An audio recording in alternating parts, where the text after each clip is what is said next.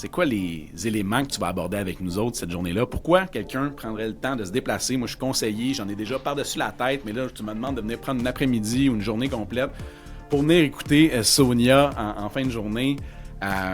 Colin, qu'est-ce que je vais en tirer exactement, Sonia? Premièrement, tu vas te déstresser, déjà pas pire.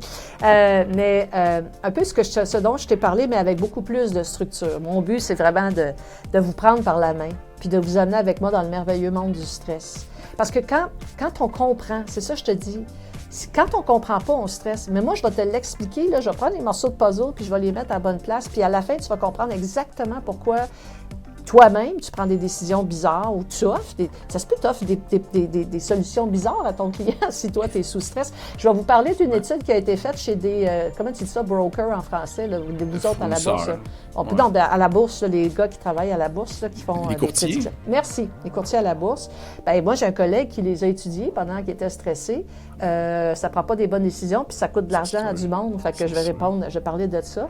Et donc, de vous expliquer les effets du stress aigu, ici, excusez, ça c'est à moi, les effets du stress aigu sur qu'est-ce que ça va faire sur votre cerveau. On va faire des petits tests ensemble, je vais vous le montrer.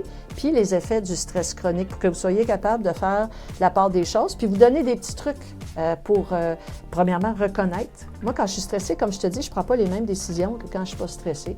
Et je vais te donner un exemple on en parlait tantôt, quelqu'un qui m'a demandé pendant la pandémie, qu'est-ce qu'on peut faire pour s'assurer de prendre les bonnes décisions? Mais c'est pas compliqué. Prenez-les jamais tout seul. Dans un temps comme ça de pandémie, soyez 6 autour de la table. Toujours. Prenez toujours une décision avec consensus dans les périodes de grand stress. Pourquoi? Parce que sur les 6, si tu prends une décision tout seul puis ton cerveau est sous stress, ça va pas bien aller, tu vas aller vers une direction. Mais si tu mets 5, 6, 7, 8 personnes autour de la table, il doit y avoir une couple de cerveau là-dedans qui n'est pas trop stressée, donc il n'y aura pas l'espèce de nuage noir qui est induit par les menaces, puis qui va dire, mais non, ça n'a pas de sens.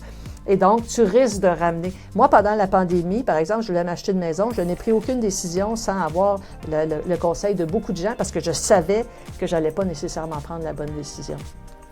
Fait que de ce que j'entends, c'est que mieux tu comprends la bébite, mieux tu comprends comment ça agit sur toi, du fait même, tu comprends comment ça agit sur ton interlocuteur.